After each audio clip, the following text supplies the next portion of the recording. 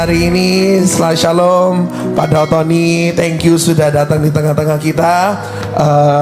Bapak Ibu Saudara, sebentar lagi kita akan mengadakan Q&A, question answer dengan Pastor Dautoni. Bagi Bapak Ibu Saudara yang mau tanya, mungkin yang ada di rumah mau pertanyaan juga, bisa dituliskan di Instagram Story @GSCS Grand City.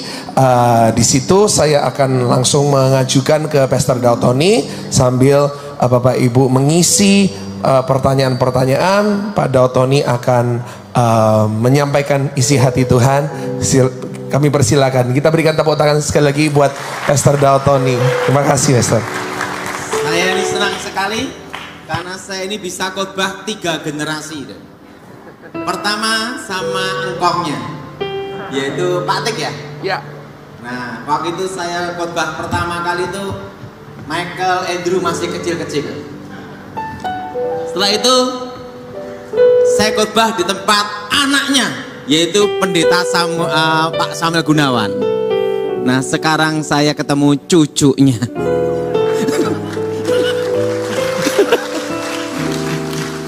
Waktu saya khotbah itu masih muda. Waktu itu saya kira-kira masih umur 23-24. Sekarang umur saya udah 47. Nggak nyangka waktu cepat sekali. Tapi saya senang, rambut saya utuh, Andrew udah rontok. Tapi Pak Dautoni sampai sekarang masih awet muda. Setuju Bapak Ibu Saudara ya? Mari kita buka Alkitab kita dalam kitab 1 Raja-Raja. Kitab 1 Raja-Raja pasal 18 ayat 30 sampai dengan 32. Kata Elia kepada seluruh rakyat itu, datanglah kepadaku, maka mendekatlah seluruh rakyat itu kepadanya. Lalu ia memperbaiki mezbah Tuhan yang telah diruntuhkan itu. Kemudian Elia mengambil 12 batu menurut jumlah suku keturunan Yakub. Kepada Yakub ini telah difirmankan Tuhan, engkau bernama Israel. Ia mendirikan batu-batu itu menjadi mezbah demi nama Tuhan. Membuat suatu parit sekeliling mezbah itu yang dapat memuat 2 sukat benih. Saudara yang kasih dalam Tuhan, ada suatu krisis di zamannya Elia. Dan itu adalah tidak hujan selama 3 tahun. Kalau kita perhatikan, tidak hujan sama sekali dalam 1 tahun, itu banyak tanaman-tanaman yang mati. Betul? Betul? Dan di situ ada satu kesusahan dan kesulitan. Banyak ternak-ternak yang mati juga karena kekurangan, dan banyak yang kekeringan. Nah, untuk melakukan suatu perkara yang dahsyat harus ada namanya kesungguhan, berdoa sama Tuhan sungguh-sungguh. Elia berdoa supaya terjadi pertobatan atas Israel, dan Tuhan menjawab. 3 tahun tidak ada hujan sama sekali. Tetapi untuk mendatangkan hujan itu, mendatangkan mujizat itu, langkahnya ada. Kita orang Kristen ingin mendapat suatu mujizat dengan instan, betul? Betul? Ibaratnya Tuhan dijadikan kayak simsalabim langsung jadi. Enggak. Tuhan tidak semudah itu. Mujizat Tuhan diperoleh tidak dengan hal yang instan, tapi ada suatu proses, dan proses itulah yang sangat menentukan hidup kita dan saudara. Amin. Nah, pertama yaitu membangun mezbah Tuhan. Untuk supaya kita melihat suatu karya Tuhan dalam hidup kita, untuk melihat suatu mujizat dalam hidup kita, nomor 1 adalah kita membangun hubungan kita dengan Tuhan. Banyak kita orang Kristen, saudara ya, ingin melihat, mendapat karya Tuhan yang luar biasa, tapi tidak mau membangun hubungan dengan Tuhan. Doa itu perlu namanya ketekunan. Doa itu perlu waktu yang khusus, dan doa itu pertama memulai doa 5 menit, 10 menit itu berat. Betul? Siapa yang mengaku itu, angkat tangan coba. Betul? Nah, saya doa itu kuat 6 jam. Nah, itu pada sekolah Alkitab lah. Yaitu sampai sekarang saya pagi mesti bangun doa, siang malam saya doa. suatu memulai hubungan kita dengan Tuhan itu tidak mudah. Itu perlu namanya adalah kedisiplinan. Apa saudara? Apa saudara? Disiplin. Nah, saya perhatiin ya. Saya kan banyak belajar disiplin tuh waktu pengamanan khusus dulu. Sebelum seorang jenderal datang, kan Pak Edi Wibowo kan saya ngawal dulu. Sebelum dia datang, saya harus ada di tempat itu minimal 1,5 sampai 2 jam sebelumnya. Nah, karena saya biasa disiplin, saya tuh kalau di pesawat, saya itu selalu minimal 1,5 sampai 2 jam sebelum pesawat take off. Tapi saya punya kawan pendeta, setiap kali mau naik pesawat mepet 1/2 jam. Nah, itu bikin stres, betul? Betul? Nah, untuk memulai suatu hubungan dengan Tuhan, pribadi dengan Tuhan, itu perlu waktu yang namanya itu disiplin. Siapa yang setuju angkat tangan adalah? Untuk memulainya itu berat. Elia waktu membangun bait Allah, membangun mesbah untuk Tuhan, itu kan juga ada namanya proses. Kalau saudara ingin melihat suatu mukjizat karya hidupmu dalam hidupmu, engkau harus mulai disiplin membangun hubungan dengan Tuhan. Dan semua harus dimulai dari sekarang. Dan tidak ada kata terlambat. Yang kedua, yaitu berkorban. Banyak orang ingin melihat suatu mukjizat dalam hidupnya, tapi tidak mau membayar harganya. Saya beritahu, nanti banyak gereja online.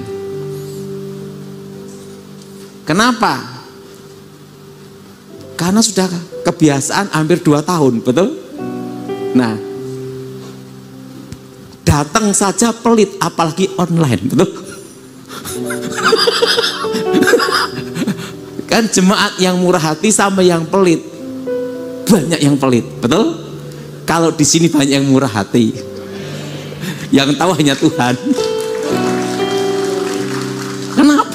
Ketika itu saya ngomong, oh, ketemu aja pelit, apalagi online. Itu makanya Pendeta Hendro berdoa terus, setiap doa rambutnya rontok 1. Karena pergumulannya berat. Offline aja susah, apalagi online.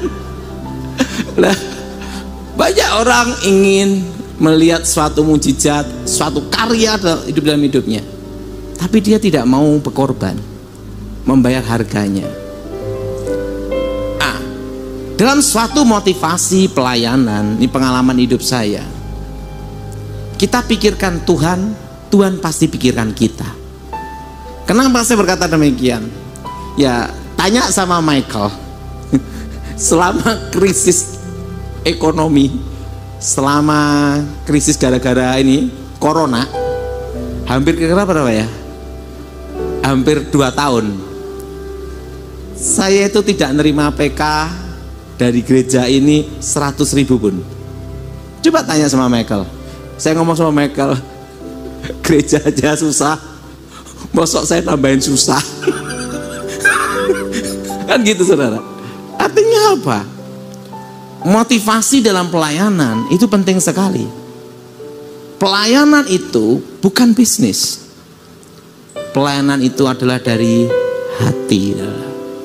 Dari apa saudara? Dari apa saudara? Hati. Loh, saya tanya mereka selama 2 tahun, hampir 2 tahun. Padahal PK aja gini, tidak usah mereka, gereja kamu aja susah. Saya tidak mau nambahin susah. Kenapa? Karena pelayanan itu adalah suatu pengabdian dan pengorbanan. Pelayanan, pengabdian dan apa saudara? Pengorbanan. Saya ngomong Michael, nanti udah gerejanya sudah offline kumpul, terserah kamu lah Michael, dia bilang gitu. Nah, tapi kalau waktu susah-susah janganlah lah gitu. Kenapa? Tuhan itu melihat hati. kita harus mau berkorban. Apa saudara? Apa saudara? Berkorban.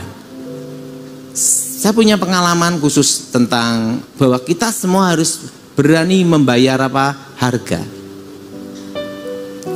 Suatu kali saya diminta untuk ngajar di Akademi Kepolisian Semarang. Waktu itu gubernurnya Khairul Rasyid, wakil gubernurnya Bagus Ekodanto. Waktu itu saya diminta ngasih pengarahan di Akademi Kepolisian Semarang. Yang saya arahkan itu taruna-taruna, termasuk mereka yang di pendidikan ada yang non-job.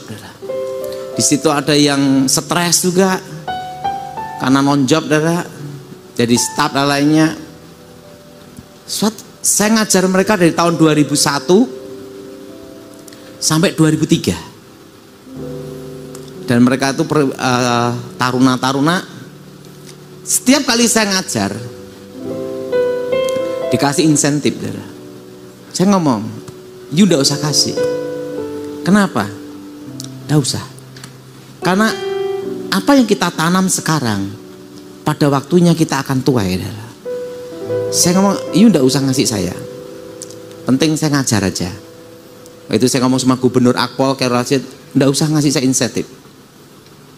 Selama 2 tahun saya berangkat 2001 sampai 2003 dari Solo Semarang. Saya sendiri susah karena waktu itu saya ngerintis plastik, sehari hanya untung 5.000, 10.000 sehari. Tapi saya mau berkorban, mau membayar harganya. Waktu itu saya ngasih pengarahan mereka calon perwira dan non perwira. Mereka stres, ya saya didik, saya bimbing 2 tahun, saudara. Dan ongkos pulang pergi bayar sendiri. 2004 saya diminta untuk pengamanan khusus presiden. Tahu enggak? Kira-kira 10 tahun kemudian, 15 tahun kemudian, mereka yang saya didik, yang saya arahkan. Suatu kali saya KKR khotbah di satu tempat di daerah. Biasanya itu kan yang pendeta yang nyari ikan untuk izin kebaktian di Polres kan gitu, untuk KKR. Gerejanya bingung, tiba-tiba Kapolresnya datang, ini izinnya gitu. Langsung perwiranya ketemu saya, langsung gini, langsung instruktur, NRP sekian. Langsung kayak gini. Pak Daud ingat saya, kan saya didik banyak orang. Yang saya didik waktu itu setiap angkatan itu kan ada berapa ratus orang. Instruktur, langsung saya gini. Langsung gini. Masih ingat saya, Pak? Siapa kamu? Siapa Anda? Saya yang Anda didik. Hampir setiap kali saya khotbah di mana-mana, tiba-tiba ketemu Kapolres. Ada jadi Wakapolda, tiba-tiba datang. Siap. Masih ingat saya, Bapak? Dulu Anda mengajar saya. Tiba-tiba datang dari KPK. Wah, saya kaget, dikira ada apa? KPK. Temu. Pak Daud masih ingat saya. Pangkatnya udah letkol AKBP. Saya muridnya Bapak dulu. Saya kaget. Setiap kali saya khotbah kemana-mana, ketemu orang yang pernah saya didik. Dan saya diberkati, walaupun diajak makan. Pak Daud, ini untuk Pak Daud. Karena dulu ngajar kan gratis terus. Terus saya dikasih, oh iya gitu. Nah, hampir setiap kali ketemu, terus menjadi Kapolda. Pak Daud, makasih ya gini. Di situ saya lihat. Kadang tuh orang ya ngelihat orang yang masih di bawah tidak mau dilayani. Karena apa? Dianggap orang itu bukan siapa-siapa. Kadang itu kita pelayanan itu kalau orang milih-milih itu seperti itu, betul? Tapi kita tidak tahu. Bila orang yang kita rendahkan itu nanti tiba-tiba jadi presiden gimana? Betul? Betul? Betul? Saya tidak menyangka orang yang saya didik, yang saya arahkan, tiba-tiba ini. Tapi pada itu saya ngajar itu perlu pengorbanan. Saya aja susah. Kenapa susah? Ongkos pulang pergi bayar sendiri. Semua bayar sendiri, 2 tahun dah. Tapi setelah 10 tahun ke depan, 15 tahun kemudian, saya ngelihat Tuhan itu baik. Nah, dan hampir setiap kali ke daerah-daerah selalu saya didatengin. Masih ingat saya Pak Daud? Ya. Ada yang ngomong gini, Pak Daud, saya tidak bisa lupa dengan pengajaran Pak Daud tentang cara mengalahkan ilmu hitam untuk di bidang lapangan, untuk melumpuhkan ilmu kebal macam-macam. Karena ilmu itulah yang dipakai sampai saat ini dalam kami bertugas. Makanya setiap kali ada kejahatan yang berbau tentang ilmu kebal, gendam, kami langsung buka bukunya waktu kami masih taruna dulu. Yaitu apa? Pak Daud Tony mengajar kami untuk cara melumpuhkan ilmu kebal, cara untuk menangkap orang penghipnotis, cara untuk eksekusi ini. Di situ kami belajar dari situ semua. Dan setiap kali ada kasus, yang pertama kali kami ingat satu, kalau kasus kejahatan yang berhubungan ilmu kebal, ada satu guru saya yang waktu di Akpol mengajar saya. Nah, di situ saya lihat, Dara, pelayanan itu kita tidak boleh pilih-pilih. Siapa yang setuju angkat tangan saudara? Dan ingat, dan kita harus berani membayar harganya. Harga, yaitu mau berkorban. Sekarang bagaimana kita mau melihat mujizat Tuhan, pelayanan kita diberkati, bisnis kita diberkati, kalau kita sendiri pun tidak mau berkorban. Pernah suatu kali, ini saya cerita sendiri, ada satu pendeta, dia kalau khotbah semua suruh menabur, tapi dia peliti setengah mati. Saya ngomong sama dia, saya pernah, tapi yang jelas bukan GSJS. Bukan. Lah bayangin, dia telepon saya, Pak Daud, pelayanan ya, ya. Saya dari Jakarta ke tempatnya dia bolak-balik naik pesawat. Suruh khotbah berapa kali. Setelah itu dikasih uang transport aja udah dapat, Dara. Tapi saya diminta lagi dia pelayanan, tetap saya layani.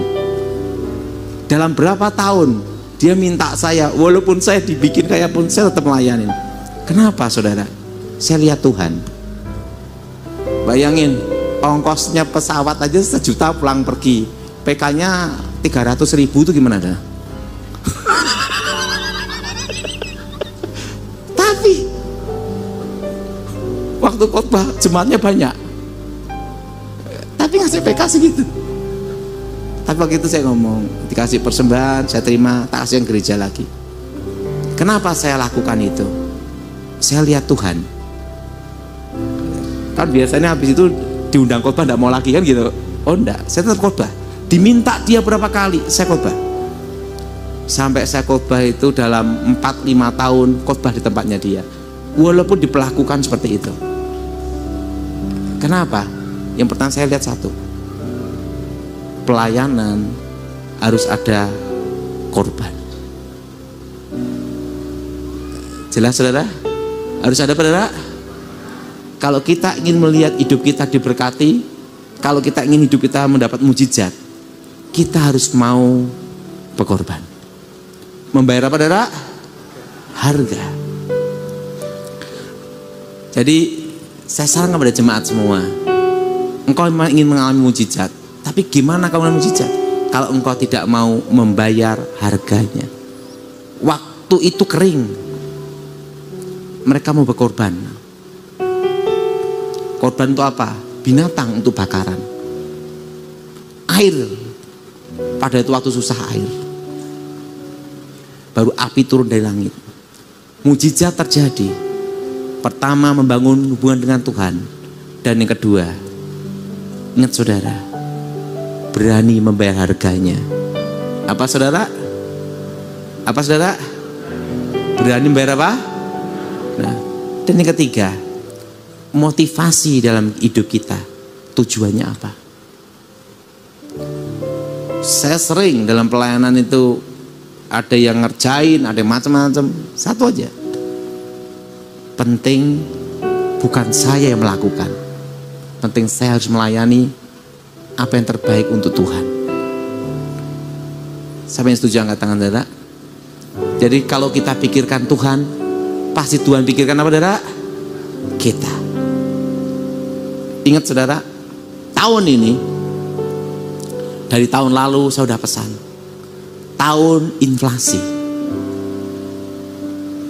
Saya masih ingat itu, angkat tangan coba. Tahun ini akan terjadi inflasi selama berapa tahun? 5 tahun akan terjadi inflasi. Terus ini saudara. Inflasi selama 5 tahun. Dan corona ini akan mutasi terus sampai 5 tahun. Dari tahun 2020. Tapi kalau inflasi dimulai tahun ini, harga-harga barang naik, harga diri tidak ada yang naik, pada turun. Mau cari diskon, betul? Cari apa, saudara?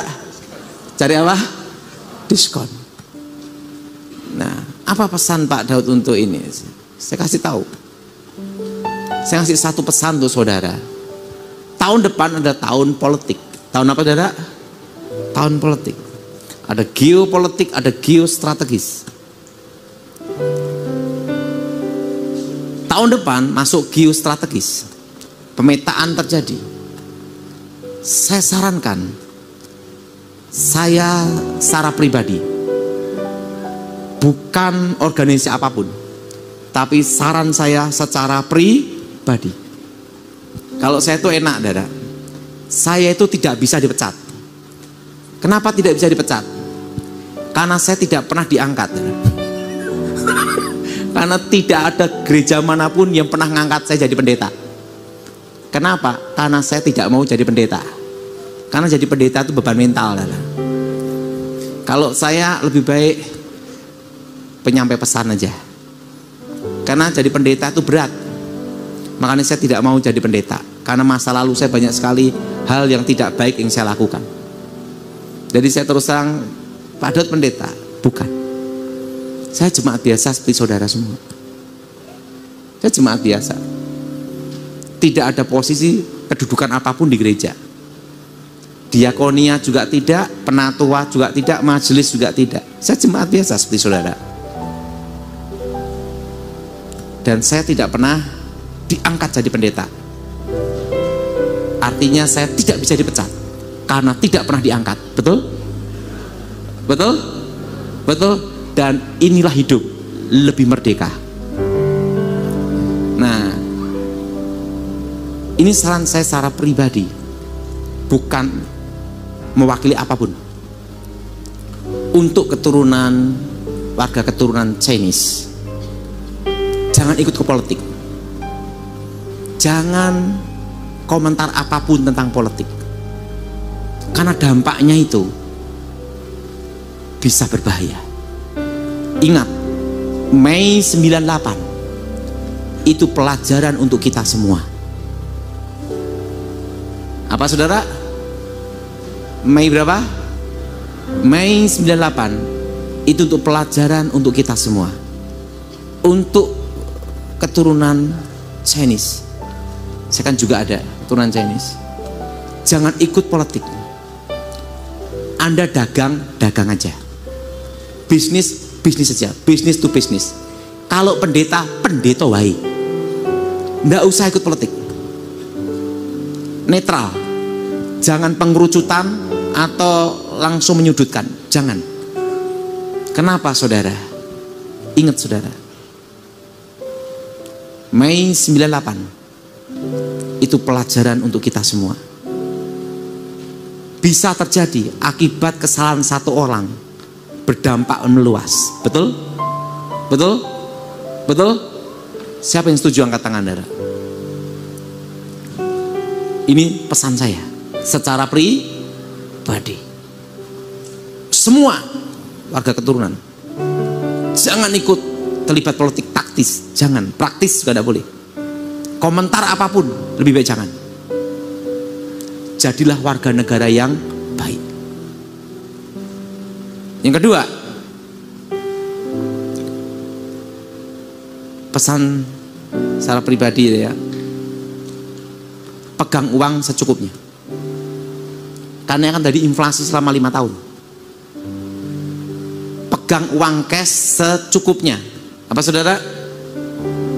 Pegang saudara uang cash secukupnya, seperlunya aja. Akan terjadi inflasi 5 tahun.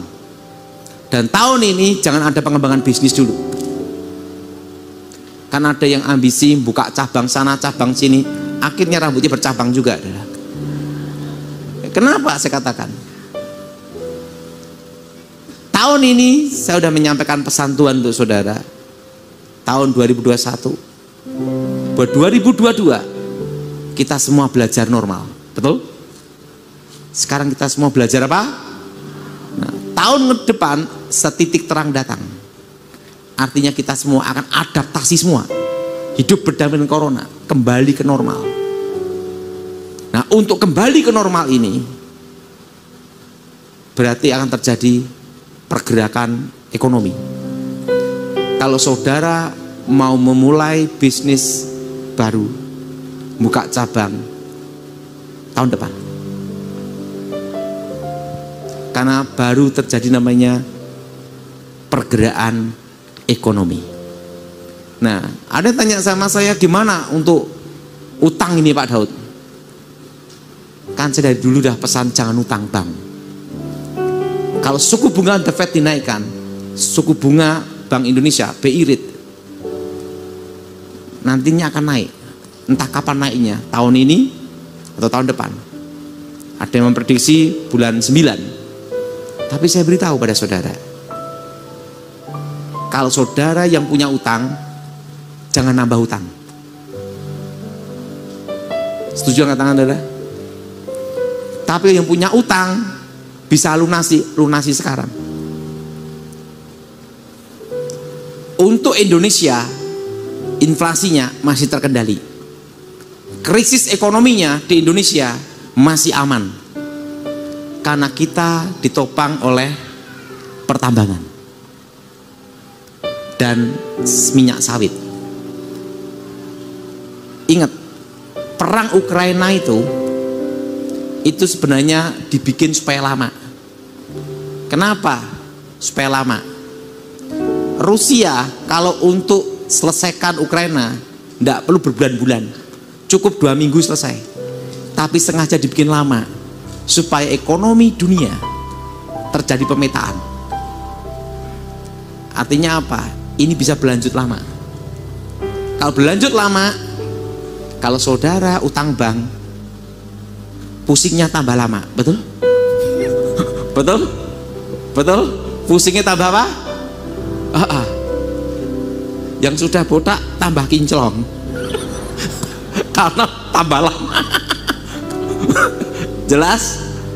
Jelas? Jelas? Jadi jangan buka cabang bisnis dulu, jangan. Kalau sudah mau buka cabang bisnis tahun depan. Kenapa tahun depan? Karena pergerakan ekonomi baru berjalan. Karena ingat, tahun politik memulai pilpres. Pak, presidennya siapa? Tanya Tuhan sendiri. Yang jelas satu, setitik terang datang 2023, 2024, 2025. Dan saran saya sebagai hamba Tuhan, menghadapi inflasi ini, jangan nambah hutang, berhenti. Dan yang kedua, corona ini gimana Pak? mutasi lagi. Nah, bermutasi terus, pokoknya sampai 5 tahun. Sekarang nggak usah mikir corona, mikir ke weteng. Mikir kenapa? Perut. Dalam hidup ini ada 3 hal. Pertama, otak harus waras, tetapi perut harus keras, betul nggak? Betul? Dan kerja keras. Amin. Jadi pesan saya itu. Oke, lanjut. Sekali lagi berikan tepuk tangan buat Pastor Dautoni. Terima kasih. Sekarang kita memasuki sesi question and answer, sesi tanya jawab.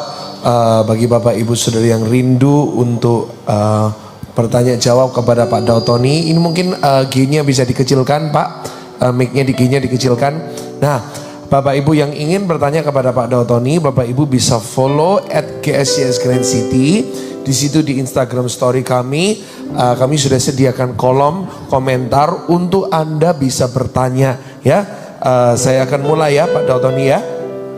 Oke. Nih wait. Saya akan mulai ya. Bagi Bapak Ibu Saudara yang ingin bertanya bisa langsung ya. Terima kasih. Nah, pertanyaan yang pertama, saya mulai dari awal pertama tadi pagi. Iya. Bagaimana membedakan orang mengalami gangguan karena kerasukan dan memang terganggu secara psikologi? Kalau orang psikologi, manifestasinya beda. Masih bisa dikendalikan oleh kita, bisa dipegang gitu.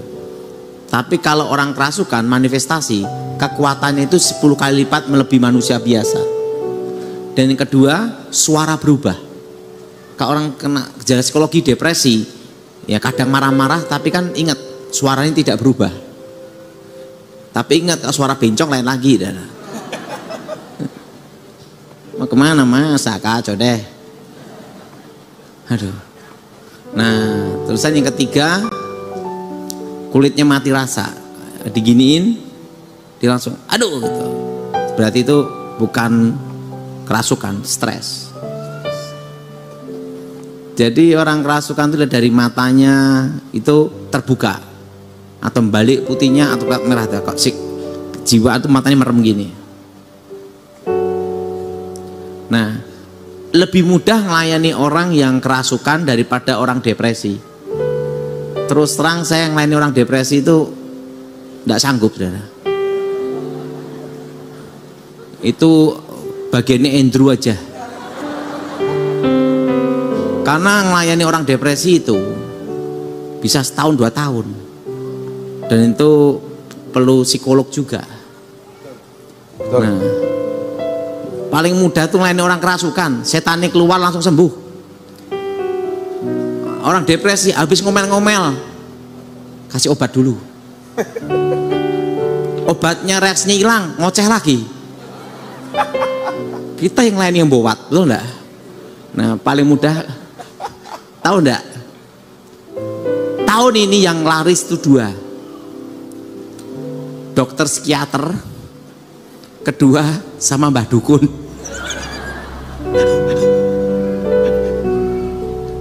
Tapi nomor 1 tetap pendeta. Banyak yang stres, konseling, betul enggak? Jadi yang banyak gangtau itu pendeta, kedua dokter apa? Psikiater, ketiga apa? Mbah Dukun. Kalau Mbah Dukun ini yang paling parah, adalah paling apa? Paling parah. Jadi, saya kasih tahu. Kemarin kan saya baru ini, orang Iboh kan tentang harta karun Soekarno. Ada gambar Garuda, setelah itu ada gambar Bung Karno. Itu emas tontonan. Saya kata kepada saudara, itu bohong. Itu bohong 100%. Itu tidak ada. Kenapa tidak ada? Karena kakek saya pernah cerita, perampas yang paling parah itu Jepang atau penjajahan. Belanda menjajah kita itu kira-kira 300 tahun lebih ya, itu emas-emasnya sudah diambil, dibawa ke Belanda. Kedua, zaman Jepang, wesi-wesi pun diambil, saudara. Besi pun diambil, bukan emas lagi. Jadi tentang harta karun zaman kerajaan zaman dulu, emas puluhan ton, ada gambar Presiden Soekarno, gambar burung Garuda, itu tidak ada. Dari saudara yang sekarang berangan-angan mau cari harta karun itu, udahlah stop, saudara. Kenapa?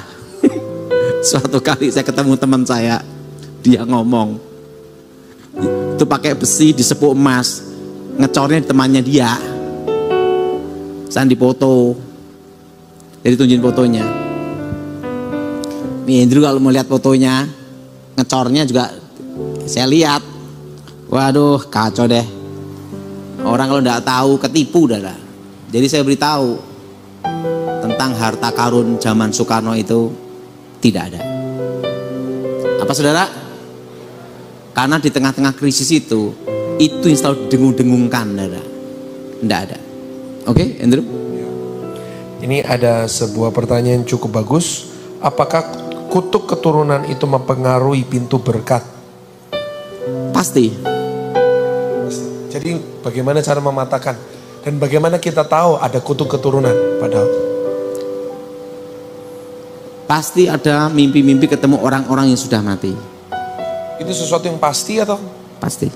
Kalau ada kutuk keturunan pasti mimpi. Oh, okay. Itu sebagai tanda. Karena kan kutuk keturunan selalu berjalan tentang leluhur. Leluhur. Dan itu selalu sinkron. Yang kedua, ada kejadian hal-hal yang gaib. Seperti sering ada bau kemenyan, ada bau macam-macam. Nah, ini kelihatannya itu tak tunjukin. Jadi kebetulan ini saya punya kawan, dia di pengecoran besi. Nah setelah itu dia punya teman, tapi jangan dikatakan sini nanti ribut nanti. Wah, saya dari pagi dapat rahasianya banyak Pak Dotoni. Jadi supaya tahu Andrew, itu gambarnya pun nanti ada kenang-kenangan dari kerajaan NTT, kerajaan ini, itu bohong semua. Ini saya tunjukin ya Andrew.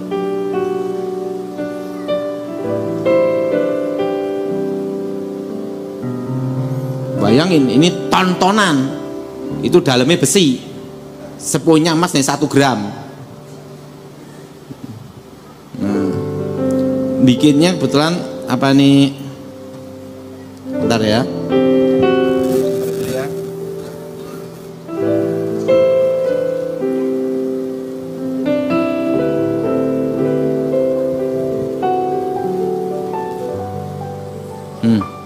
Indro. Emas sepuan.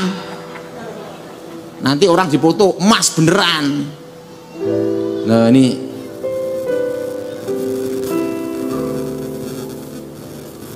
yo gambarnya apa coba? Nih Indro. Gambar apa? Bung Karno sama apa? Burung Garuda. Ini ngecornya ini,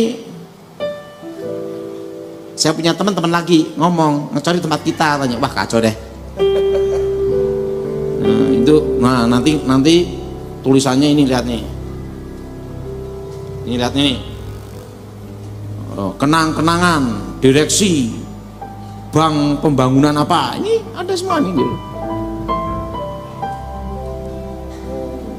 Ini penipuan semua. Jadi saudara yang ingin cari harta emas, ingat adanya di privat.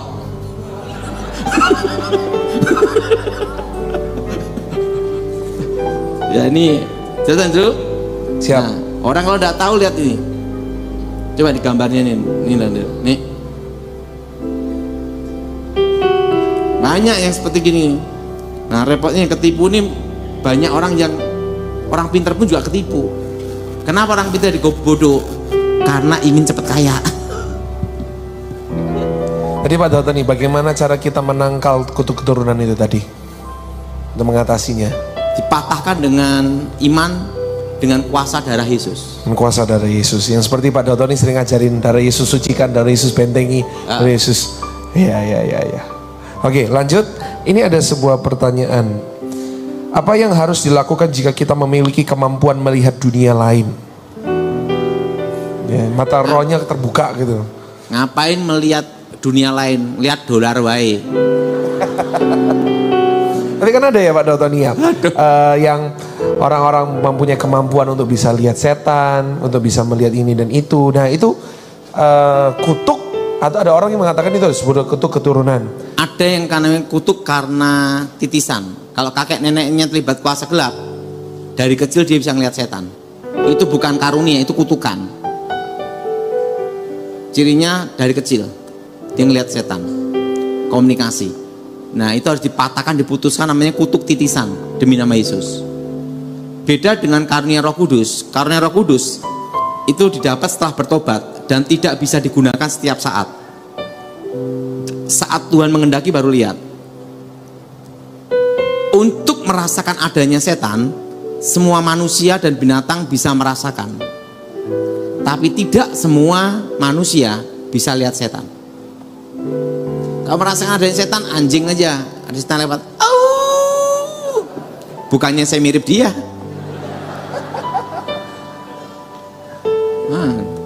Ayam apa gitu. Bagaimana karunia yang seperti itu tuh bisa muncul Pak Doto nih? Sebenarnya gini ya, untuk bisa lihat sesekali gitu. Ingin dapat karunia Roh Kudus. Iya. Penting melayanin aja. Dalam hidup kita ini, ndak usah mikir ke masa depan. Kesusahan hari ini cukup hari ini, betul? Penting jalan aja. Penting jalan aja. Saya mau cerita. Ya. Dalam suatu tindakan untuk melakukan suatu strategi, pada waktu kondisi khusus, situasi yang harus segera mengambil keputusan, itu harus dalam waktu yang singkat dan tidak boleh bocor. Karena kalau bocor repot. Pernah suatu kali saya diminta, waktu itu saya mau khotbah di sini katanya nih. Di sini dari telepon. Langsung dari telepon, ada? Langsung dia ngucapin sandinya saya. Sandi. Darat, dia sebut sandinya, cocokan sandi. Siap. Langsung saya siap. Oke, berangkat. Saya waktu mau khotbah itu di sini nih, langsung berangkat ya. Malam itu berangkat, ndak jadi khotbah di sini. Masih ingat itu? Iya. Yang nelpon saya yang kamu lihat fotonya tadi itu. Berangkat, langsung berangkat. Yang tadi pagi itu Pak Doto? Iya. Oh. Bintang 4 kan.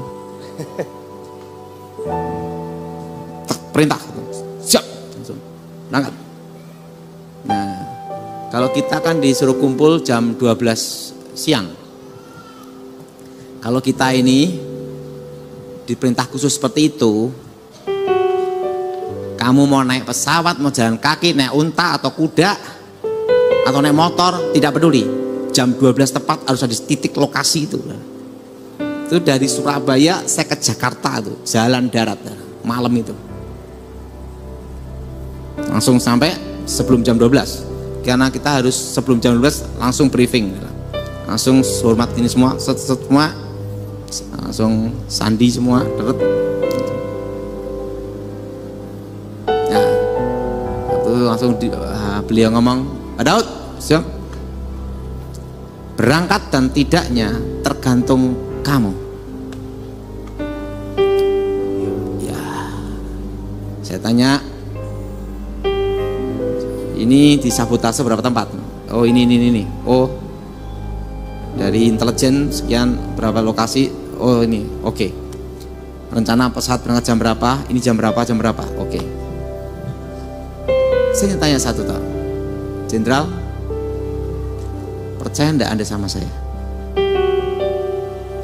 bahwa saya bisa menyelesaikan tugas saya. Percaya? Kalau tidak percaya, ngapain manggil kamu sini? Oke. Karena kamu biasa mimpin ini. Oke.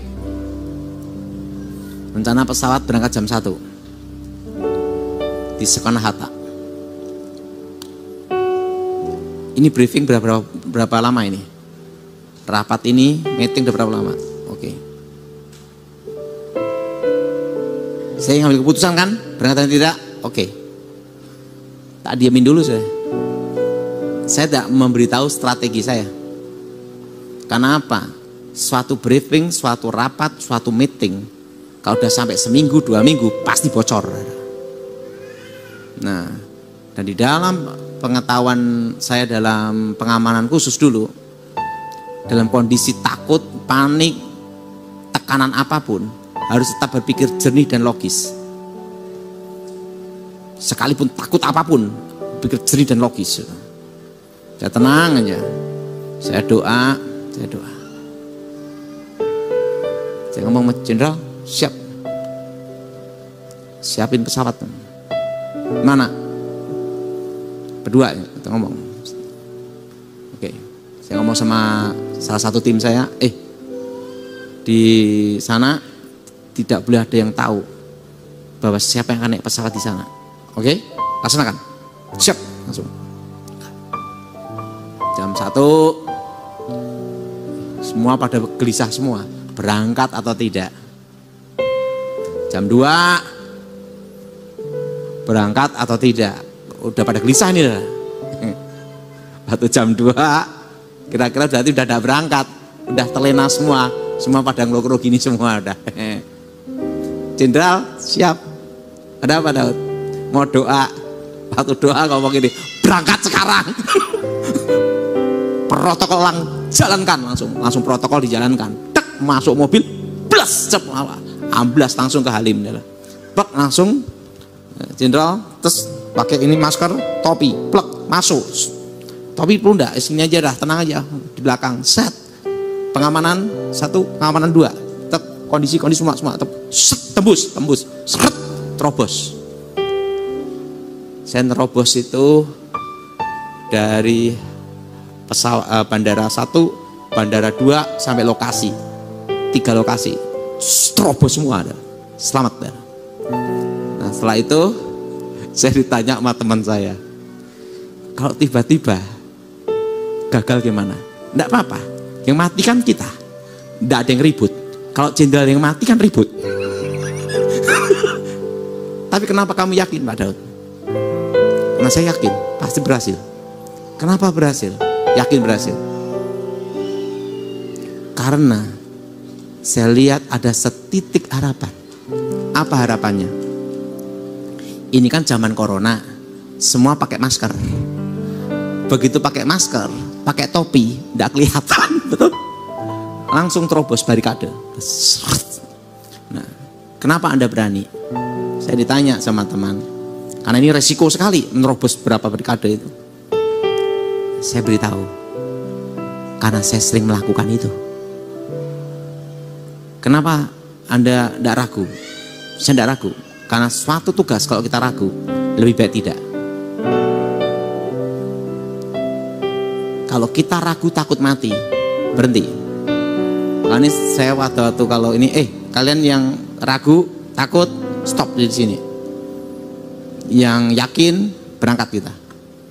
Yakin semua, yakin, berangkat. Nah, makanya saya beritahu, dalam hidup ini sering kejadian, apa yang kita rencanakan bertahun-tahun, begitu hari hanya berubah, betul? Semua apa yang direncanakan, semua yang jadi harapan berubah. Nah, waktu keadaan kondisi seperti itu, artinya kan kita langsung tertekan, betul? Betul? Kita takut, betul?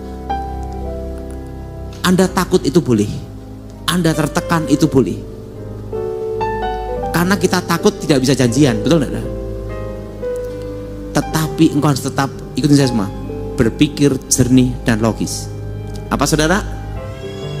Berpikir apa saudara? Nah, dan Dan yang kedua, selama kita masih bernapas, masih ada hal baru yang harus kita memulainya. Kalau selama kita masih ada nafas, berarti masih ada kesempatan untuk memperbaikinya dan memulainya. Amin. Amin. Oke, betul. Ini waktunya sudah habis. Oh, habis Pak Pendeta. Sudah jam 5. Terima kasih banyak Pak Dautoni. Bapak Ibu Saudara, boleh gak kasih tepuk tangan sekali paling dahsyat bagi Tuhan kita dan untuk Pak Dautoni. Mungkin Bapak Dautoni bisa tutup di dalam doa. Mari kita doa. Aku mohon kuasa Elohim bekerja, kekuatan Elohim bekerja, bebaskan dari yang jahat, bebas dari kegelapan, bebas dari kutuk. Kuasa Yesus bekerja, lawat secara pribadi Tuhan, lawat secara khusus Tuhan. Kerajaan Tuhan datang dan menjadi, bebaskan dari yang jahat.